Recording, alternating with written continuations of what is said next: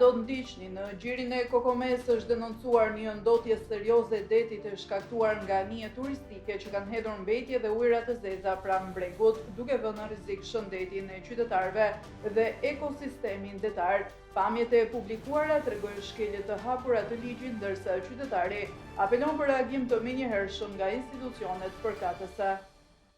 Klajdi Elezi, 22 vjeç nga Laçi, humbi jetën tragjikisht në lumin Mat në afërsi të Shkopetit ndërsa ishte duke u larë së bashku me kushërinë. Rrjedhë e fuqishme lumi të tërhoqi të riun dhe ndonse policia dhe ambulanca mbërritën në vendngjarje, mjekët konstatuan se ai kishte ndërruar jetë. Autoritetet kanë nisur hetimet për të zbardhur plotësisht ngjarjen. Presidenti amerikan Donald Trump ka hedhur poshtë një propozim nga Izraeli për të goditur udhëheqësin suprem të Iranit, Ayatollah Ali Khamenei, duke theksuar se një sulm i tillë nuk kishte justifikuar pasi nuk kishte patur ndonjë sulm dekreprurës ndaj amerikanëve. Kryeministri i Izraelit Benjamin Netanyahu nuk pranoi të komentonte për këtë çështje. Shikues të nderuar, ju përshëndes në këtë edicion informativ këtu në ekranin e televizionit ATV. Në gjirin e Kokomes, një qytetar ka denoncuar ndotjen e rëndë të detit nga nije turistike që kanë shkarkuar mbetje dhe ujëra të zeza pranë bregut, duke rrezikuar kështu shëndetin publik, por jo vetëm, duke dëmtuar edhe ekosistemin. Pamjet tregojnë shkelje të qarta të ligjit, ndërsa qytetari kërkon ndërhyrje të menjëhershme të institucioneve përkatëse. Një qytetar që po pushon në jug të Shqipërisë ka denoncuar një akt të rënd ndotje në një prej zonave më të bukura të Bregdetit shqiptar. Gjirin e Kokomes, sipas tij, disa nije turistike kanë derdhur mbetje dhe ujëra të zeza shumë pranë bregut, duke ndotur drejt për drejt detin, ku notojnë pushuesit. Në pamjet e siguruara shihet qartë një prej anijeve teksa shkarkon mbetje në ujë, pa asnjë mas parandaluese dhe në shkelje të hapur të ligjit. Ky veprim përveç dëmtimit të ekosistemit detar përbën rrezik serioz për shëndetin publik dhe për imazhin turistik të Shqipërisë. Në gjirin e Kokomes, anijet me turista shkarkojnë ujërat e zeza. Ka njëri që të denoncojë se shkarkojnë këto ujërat e zeza. Shumë gjyna. Gjithë ky gjë i bukur dhe i virgjër të ndotet. Ju lutem, publikojeni që të marrë shteti masa dhe t'i gjobis pronarit e anijeve, shkruan qytetari në mesazhin e tij.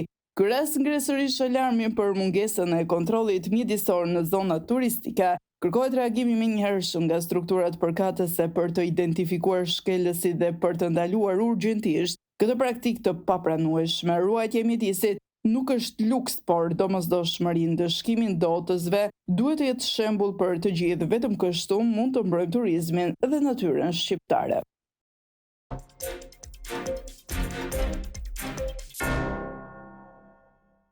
Pavarësisht propagandës qeveritare për një shëndetësim me standarde europiane, realiteti është komplet ndryshe, kryesisht në spitalin e Beratit, ku janë kushte të mjerueshme, mungesë higjiene dhe pajisje të amortizuara. Një qytetare ka kontaktuar me redaksin ton duke denoncuar publikisht gjendjen skandaloze të këtij spitali, duke theksuar se papastërtia po prek edhe natyrën përreth.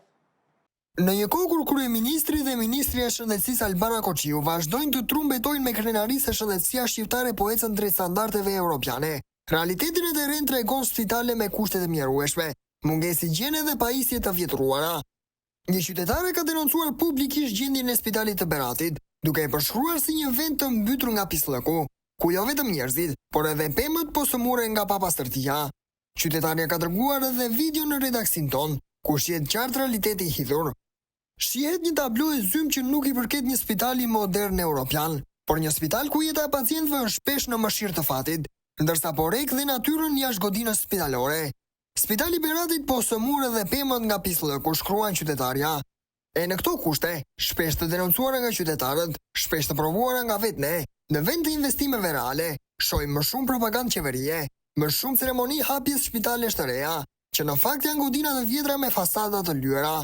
Premtimi për një shëndetësi falas dhe të denjë për qytetarët shqiptar europian ka mbetur një slogan i zbrazët i qeverisë aktuale, që po me këto kushte që na ofron, siguron edhe një mandat të 4 vjeçar në krye të shtetit. Se ponari shqiptari me banim në Angli përfundoi një udhëtim të jashtëzakonshëm me vrap prej 2750 kilometra për 40 ditë duke kaluar në 9 shtete. Ai shpërtheu në los apo mbërriti në atë dhe duke cilësuar këtë si një përvojë të fuqishme shpirtërore dhe fizike, teksa tha se këtë ja dedikon të atit të tij të ndjerë. Seb Ponari, shqiptari me banim në Angli, ka përfunduar udhëtimin e tij me vrap në këmbë nga Cambridge në atë dhe për 2750 kilometra në 40 ditë. Ai ka mbërritur në një ceremoni mikpritje të organizuar në pikën doganore të Hanit të Otit të dielën.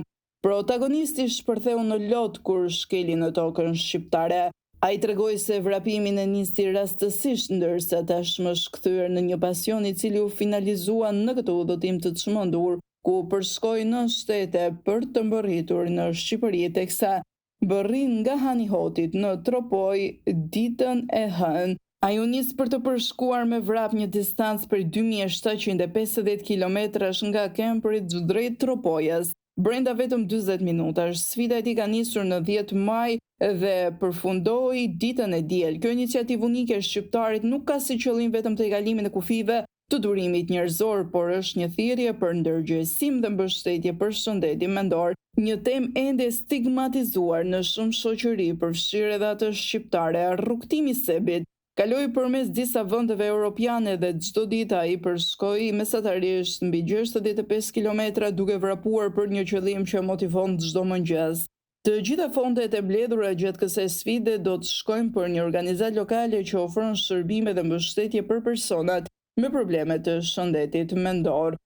Në momentin e mbërritjes në Hanin e Hotit, Seb Ponari u shpreh: "Karriera e vrapit ka filluar prej 2 vitesh e gjysmë. Fillova një mëngjes, u bëra me nerva me trajnerin. Gjithmonë e kam patur me rak barku në rrafsh si 15 vjeç. Vrapova të një punë që kisha 60 kilometër larg. U mundova të vrapoj se pas 50 kilometrash u dorëzova. Aty më kapi nati, por edhe vrapimi më pëlqen se të bën më të reflektuar dhe aty mu bë si pasion. Pas 6 muajsh i bëra një pyetje vetes se si të shkoj në Tropoj me vrap, por ngeli si ide, edhe këtë vit mu rikujtua sërish, thash shumë kam folur por s'kam bërë asgjë. Mbi të gjitha e thash me që babai bën këtë vit 10 vjetorin që ka ndërruar jetë, doja dedikoj atij. Vrapi ka qenë faktor kryesor për mua për të përmirësuar edhe kualitetin e jetës." Klajdi Elezi, 22 vjeç, humbi jetën tragjikisht në lumin mat pranë Shkopetit teksa po lajë me kushërinë. Ai u rrëmbye nga rrjedha e fortë e lumit dhe pavarësisht ndërhyrjeve të shpejtë të policisë dhe ambulancës, ai nuk arriti dot të shpëtojë. I riu në foto është Klajdi Elezi, 22 vjeçari i cili fatkeqësisht humbi jetën ditën e djeshme në lumin mat pranë Shkopetit në zonën e Skurajt, në Lezhë, teksa po lahej së bashku me disa kushërinj të tij. Sipas policisë, të riun teksa lahej ka rrëmbyer rrjedha e lumit dhe kjo mendohet jetë edhe shkaku i mbytjes së tij. Kushërinjtë që ndodheshin me të kanë kërkuar ndihmë, ndërsa në vend ngjarje kanë mbërritur menjëherë forcat e policisë dhe ambulanca nga Spitali i Laçit. Pavarësisht përpjekjeve për ndihmë, mjekët kanë konstatuar se 22 vjeçari kishte ndruar jetë. Trupi i tij u nxor nga uji pak minuta më pas dhe policia tashmë ka nisur një hetim për ngjarjen.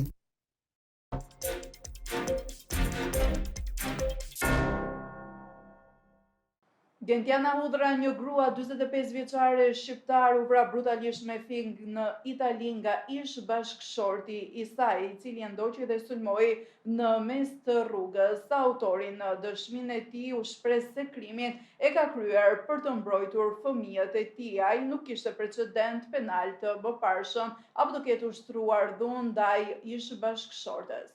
Një tragjedi është regjistruar në Itali ku një grua 45 vjeçare me origjinë shqiptare, Gentiana Hudra, u vrap brutalisht me thik të shtunën pasdite nga ish bashkëshorti i saj.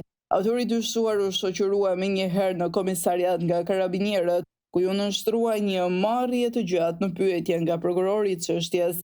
Ditën e sërme pritet të zhvillohet dhe seanca për vërtetimin e arrestit. Sipas mediave italiane, gjatë marrjes në pyetje menjëherë pas arrestimit, burri ka deklaruar se kreu krimin për të shpëtuar fëmijët e tij. Ngjarja u regjistrua pak pas orës 20:00 të shtunën në Viale Benaduci në qendër të qytetit. Burri dyshohet se ka arritur aty me një monopatinë elektrike ku ka ndjekur ish bashkëshorte dhe më pas e ka goditur disa herë me thik në qafë dhe shpatulla.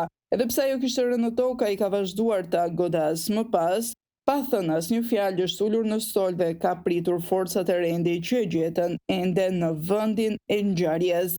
Autori është me banim në provincën e Perugias. Ai nuk rezulton të ketë patur më parë ndonjë urdhër mbrojtje apo precedent penal për dhunë as ndaj ish bashkëshortes dhe as për probleme psikike. Presidenti amerikan Donald Trump ka refuzuar një propozim nga Izraeli për të eliminuar udhëheqësin suprem të Iranit, Ayatollah Ali Khamenei, duke argumentuar se nuk kishte ndodhur ndonjë sulm vdekjeprurës nga Irani në Amerikë. Kryeministri izraelit Netanyahu nuk konfirmoi apo mohoi planin, duke shmangur kështu komentet. Presidenti i Shteteve të Bashkuara të Amerikës Donald Trump ka kundërshtuar një propozim nga Izraeli për të eliminuar udhëheqësin suprem të Iranit, Ayatollah Ali Khamenei. Lajmi raportohet nga agjencia Reuters, e cila citon burime zyrtare amerikane. Sipas njërit prej zyrtarëve, Trump e ka hedhur poshtë idenë me arsyetimin se nuk kishte asnjë shkak të mjaftueshëm për të shënjestruar udhëheqjen politike të Iranit. Përderisa regjimi iranian nuk ishte ndërmarrë ndonjë sulm vdekjeprurës ndaj qytetarëve amerikan. A kanë vrarë iranianën ndonjë amerikan deri tani? Jo. Derisa të ndodh kjo, ne as nuk e diskutojmë goditjen e udhëheqjes politike, citohet të ketë thënë zyrtari amerikan. Ndërkohë, kryeministri izraelit Benjamin Netanyahu, i pyetur për ekzistencën e një plani të tillë, refuzoi të jap detaje. Nuk do të hyj në këtë temë, tha ai, kur duke mos përjashtuar as mundësinë e diskutimeve të tilla në prapasken. Ayatollah Ali Khamenei, në postin e udhëheqësit suprem të Iranit, mban autoritetin më të lartë në vend. Ai komandon forcat e armatosura dhe gardën revolucionare dhe ka fjalën përfundimtare në të gjitha politikat strategjike të Republikës Islamike. Shikues të nderuar, ishin këto informacionet e përgatitura për ditën e sotme. Bashkë mirupafshim.